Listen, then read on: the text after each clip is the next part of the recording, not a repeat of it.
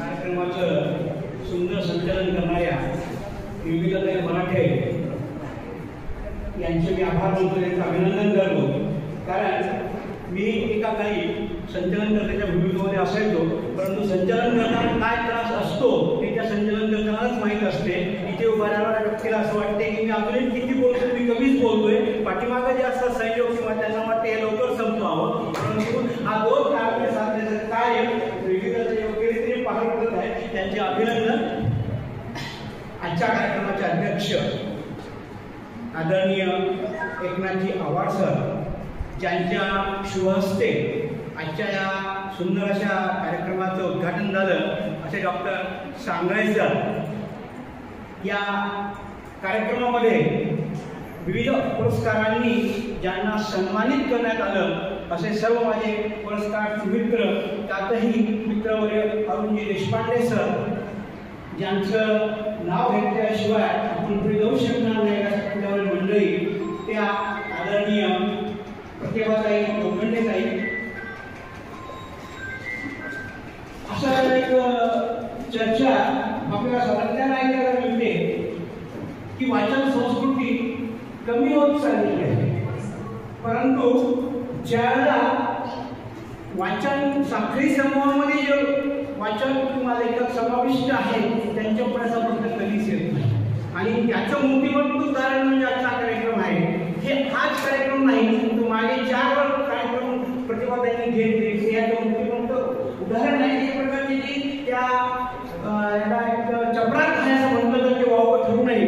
कारण 100 पुस्तकं 200 पुस्तकं वाचणं, त्यावर नोट्स काढणं आणि लिहिणं वाटेल इतकं सोपं काम नाहीये. कारण या वाचनासाठी समूहामध्ये माझंही पुस्तकाचं लेखनाचं आता शतक लवकरच होणार आहे. मध्यंतरी काही काळामध्ये दुर्लक्ष झालं माझं, नाहीतर कदाचित देशपांडे सरासोबत मी सुद्धा तिथे बसलेला असतो. परंतु असो, आता म्हटल्याप्रमाणे एका समूहावर म्हणजे वाचनासाठी समूह होतो. 2 वर्षापूर्वी एक परिचय माझ्या वाचनात आला आणि मग माझी इच्छा झाली की आपण या समूहावर परिचय लिहावा. आणि तेव्हापासून सुरुवात झाली आणि मी या समूहावर लिहित गेलो. आता सांगितल्याप्रमाणे या समूहावर केवळ वाचून सोडून देत नाही, तर त्या परिचय ज्यांनी लिहिला आहे त्या लेखामध्ये काय आहे हे सविस्तर या ठिकाणी लिहिले जाते. आणि त्यामुळं या परिचय लेख लिहिण्याची जी एक उर्मी असते, जो एक जोश असतो, तो वाढला जातो. आणि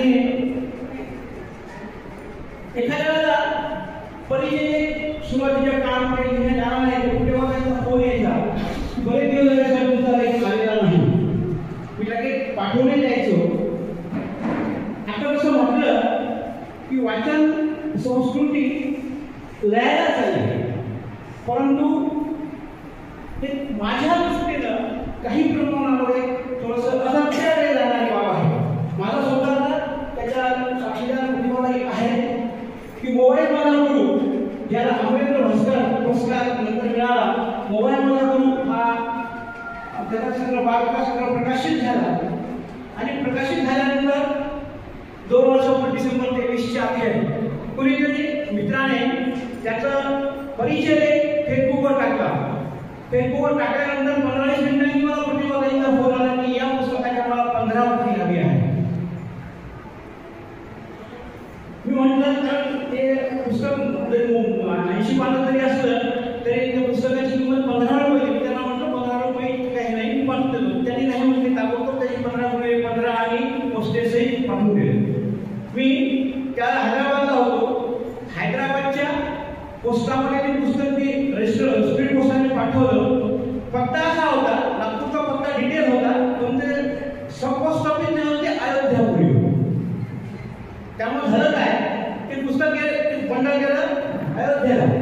एकनाथजी सर त्यावेळेला अयोध्येच्या राम मंदिराचं काम सुरू होतं. आणि मग मी पोस्टात गेलो आणि सांगितले आज 8 दिवस झाले पुस्तक मिळालं, प्रतिभाताईंचा फोन मिळाला नाही. ते मला चुकून अयोध्यापुरी हे नाव असून तुमचं मंडळ अयोध्येला पोहोचलंय 2 दिवसामध्ये त्यांना मिळेल. तिसऱ्या दिवशी त्यांचा फोन आला आणि योगायोगाने ते पुस्तक अतिशय चांगल्या स्वरूपात मिळालं म्हणतात. इतक्या दूरचा प्रवास करून योगाने ते पुस्तक थकलं नाही ते म्हणतात. लगेच ताईंनी दुसऱ्याच दिवशी ती पुस्तकं त्यांच्या शाळेतल्या विद्यार्थ्यांच्या हातात दिली आणि एक छान प्रकाशन समारंभ घडवून आणला. मला सांगा यापेक्षा लेखकाला दुसरं काय हवं असतं की ज्यांच्यासाठी आपण लिहितो, ज्यांच्यासाठी आपण लिहितो, ज्या बालकांसाठी आपण लिहितो, त्या 15-20 बालकांच्या हस्ते आपल्या प्रकाशाचं पुस्तक होते. हा माझ्यासाठी फार मोठा पुरस्कार होता. दुसरी अजून एक वाचन संस्कृतीच्या दृष्टीने एक मला आपल्याला अनुभव सांगायचा पहिला झाला. युग पुरुष, राष्ट्रपुरुष ते युग पुरुष नरेंद्र मोदी हे पुस्तक माझ्या वाचण्यात आलं. आपल्या वाचनासाठी सरकार एक पुस्तक प्रेमी समूह नावाचा समूह आहे, त्यावर मी ते समीक्षण टाकलं. योगायोगानं तो काळ लोकसभा निवडणुकीचा होता आणि सांगायला हरकत नाही की त्या समूहावर कुणीतरी उभाठाची कार्यकर्ता होते, भगिनी होती. तिने लिहिलं की हा लोकसभेचा काळ आहे, निवडणुकीचा काळ आहे. तुम्हाला असं वाटत नाही का की तुम्ही हा परिचय घेऊन नरेंद्र मोदींचा प्रचार करीत आहात? मी त्यांना काही उत्तर दिलं नाही. त्या समूहातील जवळपास 50 लोकांनी त्यावर लिहिलं. अनेकांनी ते पुस्तक परिचय आपापल्या समूहावर टाकत गेले आणि मला फोन येत गेले. माझी चूक त्या काळात एक झाली की त्या परिचयाच्या खाली लेखकाने किंवा प्रकाशकाला नाव टाकून फोन नंबर दिला, मला फोन दिला. मला फोन येत गेले, जवळपास 300 फोन आले मला, 300 की हे पुस्तक मला हवं आहे. मी काय करायचं, फोन आला की त्यांच्या व्हॉट्सअपवर त्या प्रकाशकांना जी जाहिरात टाकलेली होती त्या पुस्तकाची ती पाठवायचो. गिरीश भुतकर नावाचे लेखक आहेत, त्यांचा 1-3 महिन्यानंतर फोन आला की शेवाळकर सर, आतापर्यंत या तुमच्या लेखामुळे लोक 17 द्यायची की शेवाळकरांचा लेख वाचून आम्ही पुस्तक घ्यायची इच्छा झाली. आणि त्या लेखकांनी मला सांगितलं की माझ्या या पुस्तकाच्या 400 प्रती विकण्यात आल्या. म्हणजे आपण असं म्हणतो की हे एक चांगलं उदाहरण आहे की जरी त्याला नरेंद्र मोदींचं असलं तरीही वाचक वाचत नाही ही खटकणारी बाब कुठेतरी आपल्याला होते. आजच्या एकच उदाहरण आहे ना, जरी त्यांनी जास्त वेळ दिलेला असला तर मी त्याचा दुरुपयोग करणार नाही आणि आपल्याला कंटाळवाण्या अवसर देणार नाही, कारण माझ्यानंतर 2 दिग्गज बोलणार आहे. आणि आजकाल कसं झालंय, आपण सगळे क्रिकेटचे शौकीन आहोत. पूर्वीचा खेळ केला, गावस्कर वन डे मध्ये 80-100 बॉल करून 10 रन काढायचा. पण आता रोहित सगळं बदलून टाकलंय की त्याला बाकीच्यांना सुद्धा खेळवायचं असते. म्हणून तो काय करतो की 15-20 बॉलमध्ये 25-40 धावा काढून तुम्ही बाकीच्यांना फलंदाजी करायला वेळ मिळावा. तर आमचे लेखक मित्र समोर बसलेले आजचे वाचन यात्री अरुण देशपांडे ही आमची दोस्ती 40 वर्षांपासूनची आहे. आणि ही दोस्ती व्हायला ती होती परभणीला. मी होतो हिंगोली जिल्ह्यामध्ये कळवण तालुक्यात डोंगर करायचो. योगा असा आला की त्यांच्याकडे माधुरी दीक्षित हळदीकुंकू करायला होतो. काही बरोबर आहे का? माधुरी दीक्षित हळदीकुंकू करायला होती आणि माझ्याकडे येणार नव्हते, परंतु मी एका वादावर विरोधी कथा लिहिली होती. तो वाद होता त्या 2 माजी पंतप्रधानांचा, चंद्रशेखर आणि राजीव गांधी यांच्यामध्ये फोन टॅपिंगचा वाद चालला होता. त्या याच्यावर माझी धमाल फोनची विरोधी कथा आणि देशपांडे सरांची माधुरी दीक्षित हळदीकुंकू करायची ही कथा. 1990ला माजी शिक्षण मंत्री कमल किशोरजी कदम यांचं वृत्तपत्र नांदेड त्या काळात प्रकाशित होतं लोकपत्र. त्यांनी स्पर्धा ठेवल्या होत्या, कथा स्पर्धा. आमच्या दोघांनाही विभागातून द्वितीय पारितोषिक मिळालं. तिथून आमची माहिती सुरू झाली की आस्था काय कायम आहे, आम्ही नेहमी संपर्कात असतो. मला हे सांगायचं आहे की आताच कदम सरांनी एक उल्लेख केला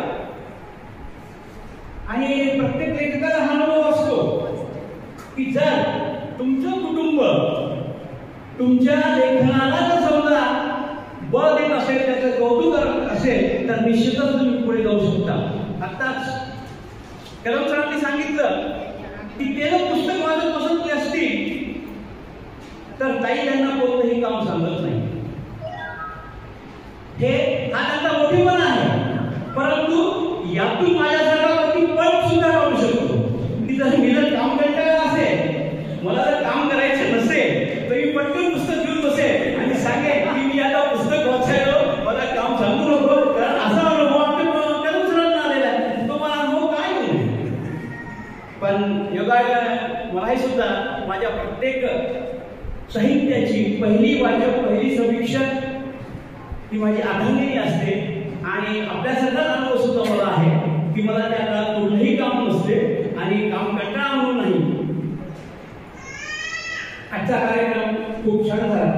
आपल्या धडपडीला कौतुक करावं तेवढं खूप कमी आहे. आणि आता जसं सरांनी सांगितलं की आता हे वाचन यात्री, वाचनश्री पुरस्कार मिळवण्यासाठी स्पर्धा लागलेली आहे. ही निकोप स्पर्धा आहे, विकृत स्पर्धा नाही. ही स्पर्धा अशीच वाढत जावं. पुढच्या वर्षी याही पेक्षा पुरस्कार लोकांचं